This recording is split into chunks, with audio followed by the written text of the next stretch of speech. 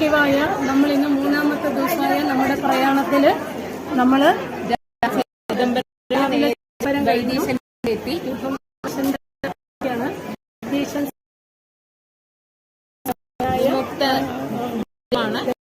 വിശ്വസിക്കപ്പെടുന്നത്. നമ്മൾ ഇത് ഇവിടെ അവർ മൂന്ന് ഒരു വെല്ലും ഒരു കഷ്ണം വെല്ലും കുരുമുളക് ഉപ്പും തരും. വെല്ലം നമ്മൾ അനുസരിച്ച്